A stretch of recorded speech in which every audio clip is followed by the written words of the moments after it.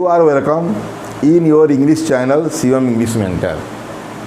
Today I am going to tell you conjunctions if, when and whether.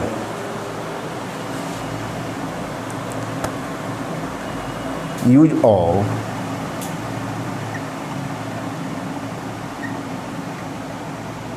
if, when and whether.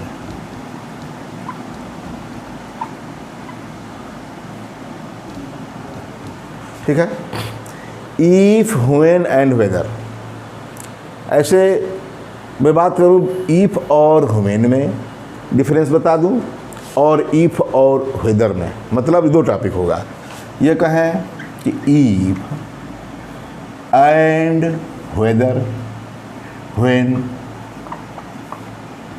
उसके बाद if and weather.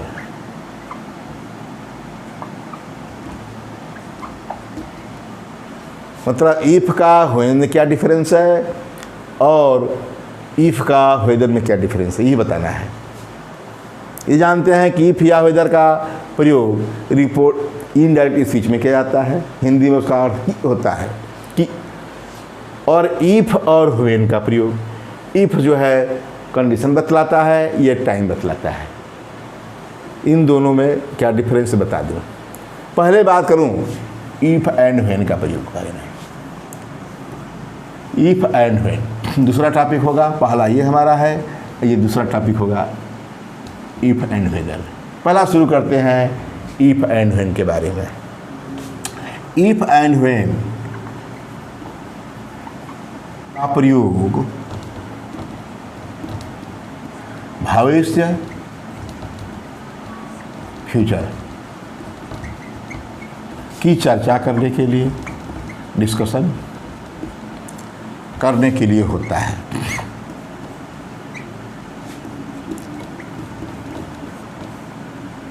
ठीक, किंतु दोनों में अंतर है। किंतु दोनों के यूज में डिफरेंस है, अंतर है, फर्क है, अंतर है। क्या है बता रहा हूं। पहले शुरू करें इधर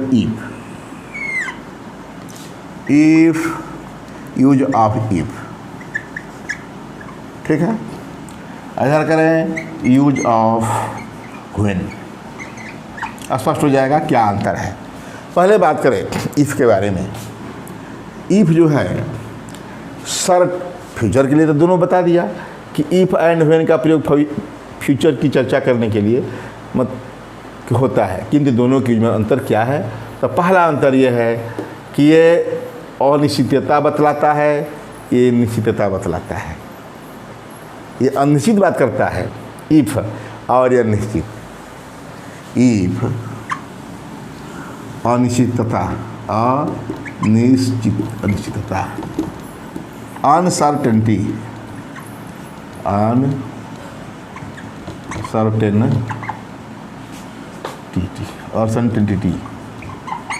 अनसर्टेनिटी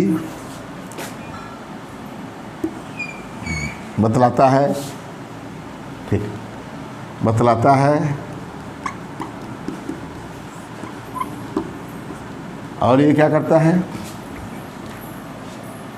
व्हेन निश्चितता बतलाता है, निश्चितता, सर्टेनिटी, टीटी बताता है। हो गया अंतर। जैसे मैं कहूँ, वही कई बार यूज किया हूँ मैं। If you come to me I shall help you. देखिए, if you come to me I shall help you, थोड़ा इधर लिख दे उसी का। When you come to me I will help you. Sentence में ध्यान दीजिए, इसी बात को मैं व्हेन से शुरू कर दिया या इफ से शुरू किया। If you come to me, यदि आप मेरे पास आओगे, भाई इफ से शुरू होने वाला प्रेजेंट इंडेफिनिट लिखा जा रहा है, कई बार जिक्र कर चुका हूँ, यहाँ फ्यूचर इंडेफिनिट में। लेकिन हिंदी में तो हमको बोलना है, आता है नहीं, यदि आप मेरे पास आते हो, नहीं आओगे। तो याद रहे आई शैल हेल्प यू, तो मैं आपकी सहायता करूंगा। अरे आओगे ही नहीं तो सहायता क्या करूंगा, यह निश्चितता नहीं है। शैल का प्रयोग क्या हुआ यहाँ देखिए, when you come to me, यदि जब तुम मेरे पास आओगे, आई विल हेल्प यू, मैं तुम्हारी जरूर सहायता करूंगा। विल देख रहे हैं, आई के साथ शैल लगता है, विशेष बात के लिए विल का प्रयोग मैंने किया है वही। तो उसका मतलब कि जरूर आओगे, जरूर आओगे। इसका मतलब कि यह निश्चितता कर दिया या कोई निश्चित नहीं आएगा कि नहीं, कोई निश्चित नहीं, कोई निश्चित नहीं, निश्चित नहीं कि आओगे, कोई निश्चित नहीं कि आओगे कि नहीं, मतलब कोई निश्चित नहीं कि आओगे कि नहीं, यहाँ जरूर आओगे। आई के साथ विल का भी प्रयोग मैं किया, मतलब व्हेन जो है निश्चितता, जब तुम्हारे पास मेरे पास आओगे मैं तो आपके साथ जरूर करूँगा। मतलब व्हेन जो है देखिए अर्थ क्या है, लेकिन यह अनिश्चित बात करता है। इफ़ काम करते हैं तो इफ़ यदि तो काश जो भी है, अगर मगर जो जरूरी तो है नहीं कि हम अगर मगर शब्द से हाइपोथेसिस करते हैं, परिकल्पना बनाते हैं। ऐसे सिद्धांत उसी से बनता है, इफ से ही। लेकिन कभी कभी हमेशा सिद्धांत हमारा परिकल्पना जिसको हाइपोथेसिस कहते हैं कभी सिद्ध नहीं होता, इसीलिए अनिश्चित होता है, सही हो जाए या नहीं हो। लेकिन यही बात कहा, छोड़िए कि इफ से कहा तो इफ से अनिश्चितता का बोध होता है और व्हेन से निश्चितता का पता चलता है। अब इसका दूसरा बता दूं, दूसरा डिफरेंस क्या है। तो आप ज़रूर जानते हैं कि इफ़ कंडीशन बतलाता है और व्हेन जो है टाइम को बतलाता है। टाइम बताने वाला है तो यहाँ क्लियर है कि इफ़ जो है कंडीशन और व्हेन जो है टाइम, ठीक।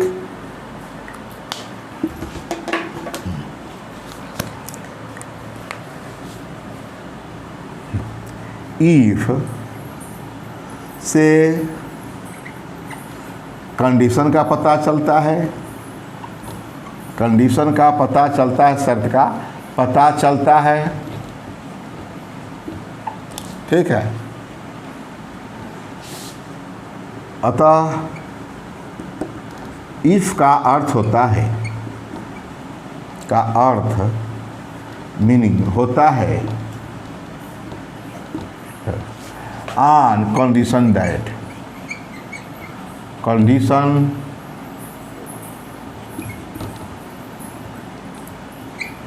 ठीक है, तो इधर कर लेते हैं on condition that, on condition that अथवा सपोजिंग दैट, मान लो सपोजिंग दैट। देखा, इफ का अर्थ होता है ऑन कंडीशन दैट अथवा सपोजिंग दैट। इससे क्या पता चलता है, ये दूसरा था। व्हेन से टाइम का पता चलता है, जानते ही हैं टाइम का पता चलता है। अतः व्हेन का अर्थ होता है, व्हेन का अर्थ होता है at the time that, at the time that. देखा, एट द टाइम दैट, समय, वह समय पर, उस समय पर, मतलब कोई भी समय बता रहा हूँ। यहाँ क्या होगा, ऑन कंडीशन दैट, इस शर्त में। मैं कहूँ शर्त के बारे में बात करूँ तो ये हो गया। इसमें एग्जाम्पल देते हैं, if you want to help me, ठीक, if you want to help me you must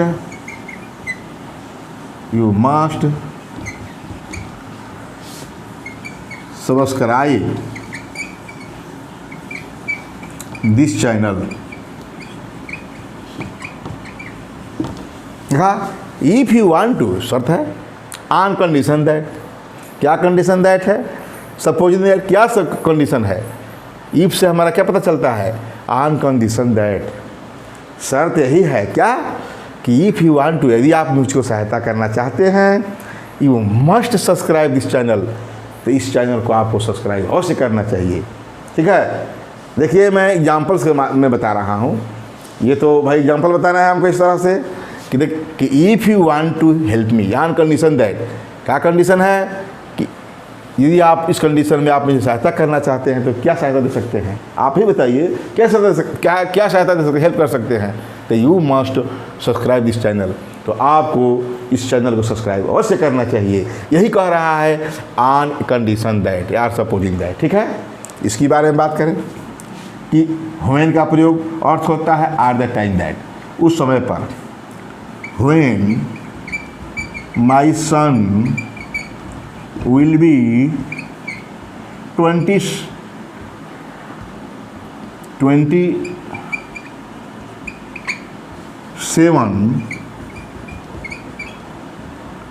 he will be a doctor, he will be a doctor। देखा, व्हेन का प्रयोग क्या है, एट द टाइम दैट, उस समय पर, कब, उस समय पर, जब मेरा बेटा 27 साल का होगा, ही विल बी ए डॉक्टर होगा। तो यहाँ व्हेन का प्रयोग किस रूप में किया गया, एट द टाइम दैट, कौन सा टाइम दैट, वही 27, जब मेरा बेटा क्या होगा 27 का होगा, ही विल बी ए डॉक्टर, वह एक डॉक्टर होगा, एडमिशन हो जाएगा तो डॉक्टर होगा ही होगा इस साल। तो कहने का मतलब वही कह रहा हूँ कि यहाँ ईफ से हमारा एक कंडीशन का पता चलता है, ऑन कंडीशन दैट, कैसा कंडीशन है कि यदि मेरी सहायता करना चाहते हैं तो इस चैनल को आपको सब्सक्राइब जरूर करना चाहिए। ठीक, यहाँ क्या देखा कि एट द टाइम दैट, उस समय पर, कौन समय, जब आज जो एडमिशन हो रहा है, मान लीजिए आज जो 19 साल का है और 26 या 27 साल बाद क्या होगा, वो क्या समय बता रहा है, एट द टाइम दैट, उस समय पर, कब, when my son will be 27 या 26 कहिए, 26 कहिए या 77 कहिए, ठीक है, बात हुआ, कुछ भी मान ले लीजिए, ठीक, comma he will be a doctor. तो ये व्हेन जो है एट द टाइम दैट का अर्थ बताता है, और अब जानी गए कि ऑन कंडीशन दैट या सपोजिंग दैट का प्रयोग इफ़ का प्रयोग बताता है। इस प्रकार मैंने इफ़ और व्हेन में यही डिफरेंस है दो, और दोनों को मैंने बता दिया। ये भी देखा आपने, उस एग्जाम्पल में भी फ्यूचर में प्रयोग किया गया। ठीक है, यहाँ जो है हम भी फ्यूचर का ही है, या आप चाहते हैं, तो चाहते हैं तो क्या है, फ्यूचर की रिलेटेड कर रहा है। ठीक, हाँ, देख रहा है फ्यूचर की बात हो रहा है। तो कहने का मतलब कि व्हेन का प्रयोग और इफ़ का प्रयोग फ्यूचर की ओर चर्चा करने के लिए होता है। देखा कि इफ़ एंड व्हेन का प्रयोग भविष्य की चर्चा करने के लिए होता है, और दोनों में अंतर में बता दिया।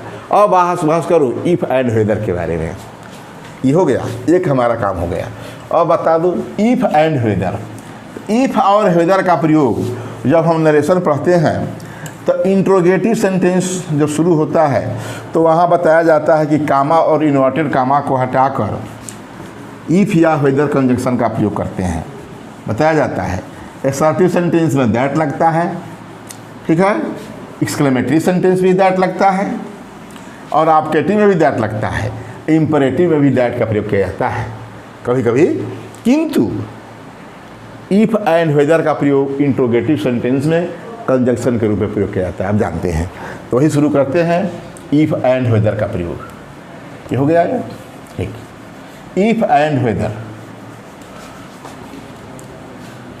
इफ़ एंड इफ़ और वेदर का प्रयोग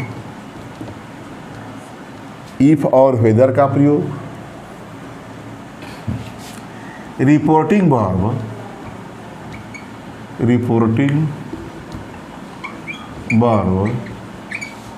कौन कौन से वर्ब होते हैं? तो रिपोर्टिंग वर्ब्स पहले तो आस्क होता है, वांट टू नो होता है, वांटेड टू नो कहते हैं, want to know, wonder, demanded, demand, अरे पास्ट इंडिफिनिट का रिपोर्टिंग वर्ब होता है तो हम ask, wanted to know, wonder, demanded इसी प्रयोग करते हैं। इंक्वायर, वर्ब्स के बाद, हाँ वर्ब के बाद इफ और वेदर का प्रयोग रिपोर्टिंग वर्ब से, याद रहे इसमें से कोई एक के बाद, या ये आर, रिपोर्टिंग को आर लिख सकते हैं वर्ब से, या रिपोर्टिंग वर्ब हो गया प्लस ऑब्जेक्ट के बाद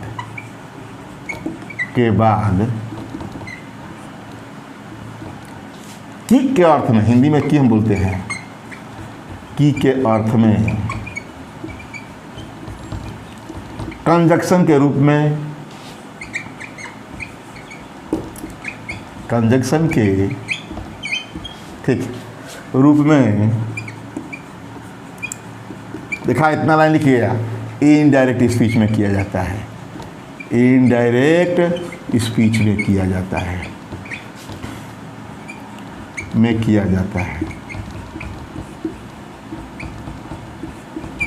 ठीक, इतना कर दिया। देख के बारे में कि इफ और वेदर का प्रयोग रिपोर्टिंग वर्ब्स इसमें से कोई एक रहेगा, के बाद तुरंत बाद, या इसी रिपोर्टिंग वर्ब के बाद कोई ऑब्जेक्ट हो, उसके बाद की के अर्थ में कंजक्शन के रूप में इनडायरेक्ट स्पीच में किया जाता है। ये शुरू में कहा था कि इनडायरेक्ट स्पीच में रिपोर्टिंग वर्ब ले लिया, कौन कौन, हमारा पूरा सेंटेंस यहाँ शुरू हुआ, इतना लंबा सेंटेंस, ठीक है। और मैं एग्जाम्पल दे दूँ एक टू, इसे कहूँ सी सेड, मान लीजिए कि हम डायरेक्ट दे रहे हैं, she said do you, do या यू नहीं, डू दे नॉट हेल्प मी, यह ना है इंट्रोगेटिव सेंटेंस, ठीक। तो सी सेड, यहाँ ऑब्जेक्ट तो है नहीं, तब इंट्रोगेटिव है, तो अब जानते हैं कि सेड क्या होता है, नरेशन में है, नरेशन बता चुका हूँ, तो सी आस्क्ड होगा, क्या होगा, सी आस्क्ड, सी आस्क्ड, ठीक है, सी आस्क्ड। अब इफ लगाएं इसके स्थान पर, या वेदर, ठीक है। अब जो है डू समाप्त, दे का में कोई परिवर्तन नहीं होता, थर्ड पर्सन है तो जानते ही है। इफ या वेदर दे, डू नॉट है तो डी नॉट हो जाएगा, प्रेजेंट इंडिफिनिट को पास्ट इंडिफिनिट जानते ही हैं, हेल्प नहीं जानते हैं, अम्मी किसके लिए है, सी अपने लगाई है तुम्हारा, छोड़िए ये तो नरेशन की बात है, नरेशन में लगा 16 वीडियो में मैंने बनाया है, डिटेल में सबको बारे में देखिए। तो सी आस्क्ड इफ या whether they did not help me her, वह पूछी कि यहाँ अर्थ होगा इफ या वेदर से, they did not help her, वे उनकी सहायता नहीं करते, ठीक है। तो कहने का मतलब कि मैंने बिना ऑब्जेक्ट का एक ले लिया और दूसरा लेता हूँ, ऑब्जेक्ट का ले लूँ, आई टोल्ड, आई सेड, थोड़ा अंतर रहेगा, to him, do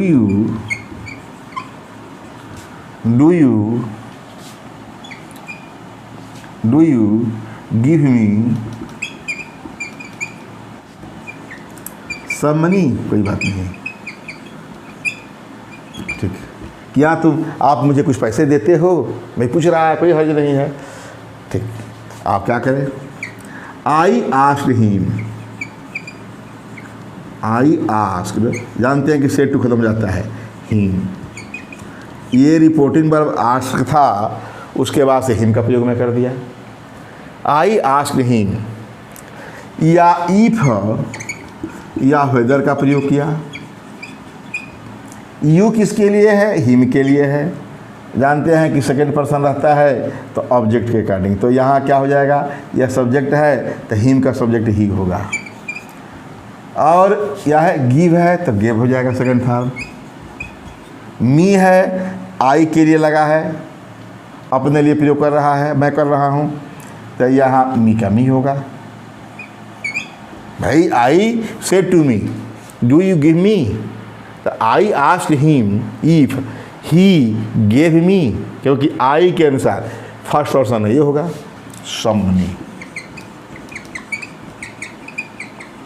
full stop. देखा क्या अर्थ हुआ कि आई आस्क्ड हिम, मैंने उससे पूछा कि ही गेव मी सम मनी, वह मुझे पैसा कुछ पैसे देता है। ठीक है, तो कहने का मतलब कि दोनों दशा में कह दिया। इन वर्ब के बाद एक ही वर्ब लिया, इन वर्ब के बाद या इन वर्ब के बाद जो ऑब्जेक्ट हिम है और ये वर्ब, उसके बाद इफ या वेदर का प्रयोग हुआ, यही होता है। इसमें से ये नहीं किसी भी चीज़ को ले सकते हैं। ऐसे मैं अभी कहा ऊपर वाला ही ले लेते हैं, इसी को बना देते हैं। जब ऑब्जेक्ट नहीं रहता है तो मैंने बताया है कि ऑब्जेक्ट नहीं रहता है तो जानते क्या कर देते हैं, इसी वांटेड टू नो सबसे बढ़िया है। Wanted to know, wanted to know, अरे वंडर्ड लिख दीजिए, इंक्वायर्ड लिख दीजिए, कुछ भी लिख सकते हैं इसमें। तो सी वांटेड टू नो इफ या वेदर, कोई भी।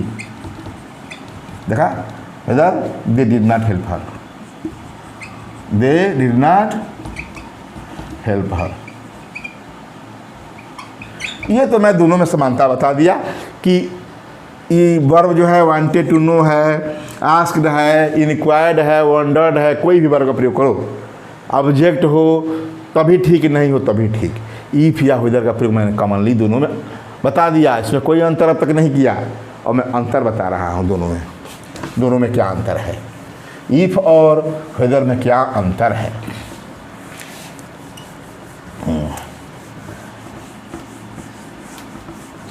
दोनों में डिफरेंस बिटवीन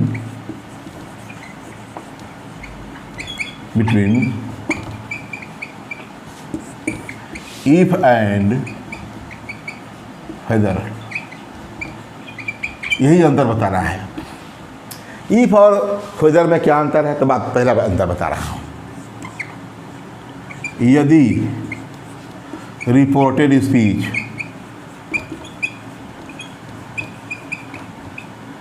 में इन्वर्टेड कामा के भीतर, ठीक है, तो यदि रिपोर्टेड स्पीच में विकल्प चॉइस मतलब आर लिखा गया हो, याद रहे, विकल्प रहेगा तो आर। यदि रिपोर्टेड स्पीच में विकल्प की बात हो तो ठीक है, तो अब क्या कहते हैं, रिपोर्टेड स्पीच का कलाज, भाई इनडायरेक्ट बनाना है तो जो भी कलाज होगा रिपोर्टेड स्पीच का कलाज होगा। तो रिपोर्टेड स्पीच का कलाज वेदर से शुरू होता है, न कि इफ से। तो रिपोर्टेड स्पीच,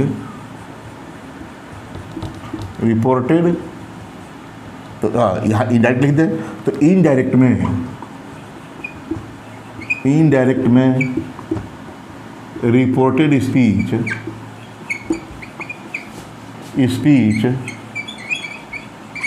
का कलाज वेदर से शुरू होता है। वेदर मैंने ये कहें कि वहाँ कंजंक्शन वेदर लगता है, कलाज वेदर से शुरू होता है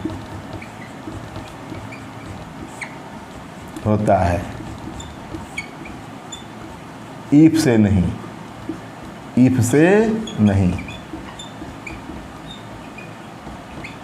एक एग्जाम्पल दें इसमें,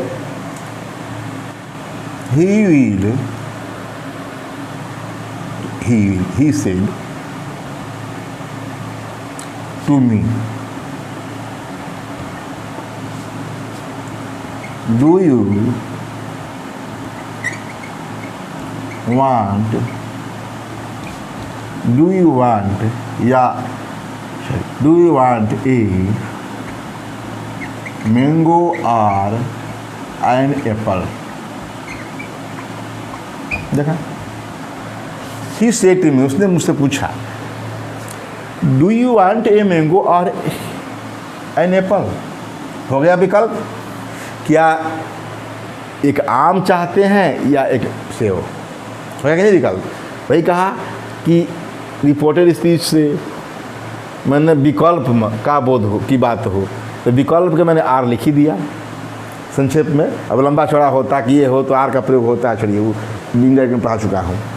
तो इसका इंडायरेक्ट क्या बनेगा, ही आस्क्ड मी या ही वंडर्ड मी। अब यहाँ हम इफ भी लगा सकते थे या वेदर भी, लेकिन इस आर को देखकर, याद रहे इस आर को देखकर हमें वेदर का प्रयोग करना है, इफ का नहीं। इफ करते हैं गलत है, ठीक है, तो या वेदर का प्रयोग करना है। वेदर, अब जानते हैं मी, यू किसके लगा है, तो मी के लिए। Whether I wanted A mango और एन एप्पल। ठीक हो गया। ही आस्क्ड मी वेदर, उसने मुझसे पूछा कि आई वांटेड ए मैंगो और एन एप्पल, कि मैं एक आम अथवा क्या चाहता हूँ, सेब चाहता हूँ। यहाँ तो हम वांटेड लिख रहे हैं लेकिन चाहता हूँ कहना पड़ रहा है, ठीक है। ठीक, अब दूसरा अंतर बतला दूँ। दूसरा अंतर ये है कि यदि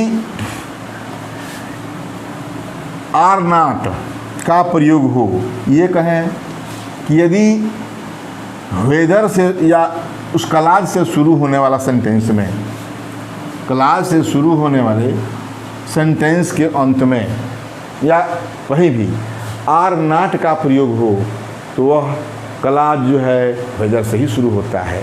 अब हम जो है इनडायरेक्ट की बात नहीं कर रहे, है तो वही बात, लेकिन मैं कहूँ यदि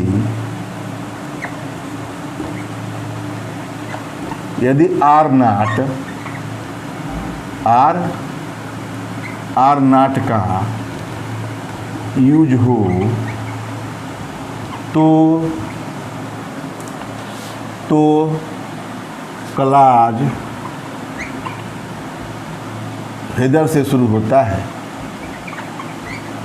वेदर से शुरू होता है, से शुरू होता है।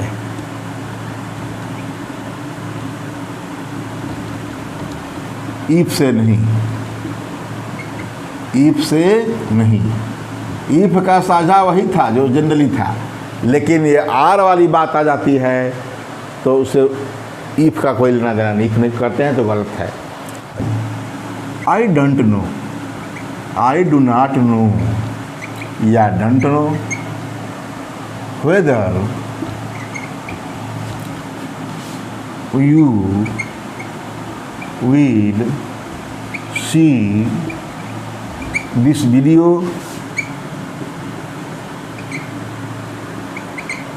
or not। देखा, ये आर नॉट है तो यहाँ इफ लिखता जाता तो गलत हो जाता है, ठीक है। I don't know, I do not know whether you will see this video और नॉट। मैं नहीं जानता कि आप लोग इस वीडियो को देखेंगे अथवा नहीं, मतलब अथवा नहीं देखेंगे। आर नॉट का लंबा अर्थ है, ये नहीं कि आर नॉट अथवा नहीं, मतलब अथवा नहीं देखेंगे, ये हो गया। I don't know whether you will see this video or not. तो आर नॉट है तो क्या, आर नॉट का यूज होने पर क्लॉज वेदर से शुरू होता है। ये क्लॉज यहाँ से शुरू हुआ है, देख रहे हैं ना। तो ये किससे शुरू हुआ, आर नॉट को देखकर वेदर से शुरू हुआ। और बात करूँ कि वेदर का प्रयोग प्रीपोजिशन के पहले होता है। वेदर का प्रयोग प्रीपोजिशन के बाद होता है, इफ का नहीं, ठीक है। इफ का नहीं प्रयोग होगा, वेदर का प्रयोग होगा। वेदर का प्रयोग प्रीपोजिशन के बाद होता है, इफ का नहीं। जैसे मैं कहूँ I need a long discussion, a long discussion about, हो गया प्रीपोजिशन, यही प्रीपोजिशन है, देखा। I need a long discussion about, किसके बारे में, weather he should settle in Varanasi, Varanasi, हो गया, देखा। I need a long discussion about, यहाँ इफ का प्रयोग नहीं हो सकता, इफ करते हैं तो गलत मान लिया जाएगा, क्योंकि ये प्रीपोजिशन के बाद किसका प्रयोग होता है, वेदर का प्रयोग। वेदर का प्रयोग प्रीपोजिशन के बाद होता है, इफ का नहीं। I need a long discussion about whether he should settle in Varanasi, ठीक है। और एक बात कर दूं कि इन्फिनेटिव, इधर तीसरा चौथा अंतर इसमें, और क्या अंतर है खास, देखिए ये मुख्य इसमें वेदर ही है। जनरली तो दोनों का प्रयोग कर देते हैं, लेकिन इस कंडीशन में वेदर का प्रयोग नहीं करना है। जो ये तीन कंडीशन है, चौथा कंडीशन बता रहा हूँ। इन्फिनेटिव, इन्फिनेटिव तो दो प्रकार के होते हैं, बिना टू का विथ टू का, तो यह लिख देते हैं 2+ वर्ब वाला। इन्फिनेटिव के पहले वेदर का प्रयोग होता है, वेदर का प्रयोग होता है, इफ का नहीं, इफ का नहीं। ये क्लियर हो गया। यही 4 शर्त हैं। पहला तो रिपोर्टेड स्पीच में विकल्प का वो आर हो, दूसरा सीधा शब्द दे दिया आर नॉट हो, तीसरा बता दिया कि प्रीपोजिशन हो, तो प्रीपोजिशन के बाद वेदर का ही प्रयोग करना है, और चौथा याद रखिए इन्फिनेटिव 2+ वर्ब के पहले वेदर का प्रयोग होता है। आई डोंट नो या do not know whether to accept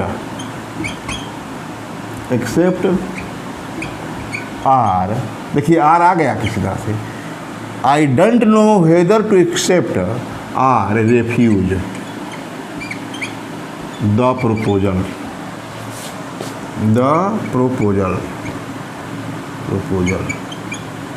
देखा। आई डोंट नो, मैं नहीं जानता, whether to accept or refuse the proposal, कि इस प्रपोजल को एक्सेप्ट करूँ या रिफ्यूज करूँ, मुझे पता नहीं, ठीक है।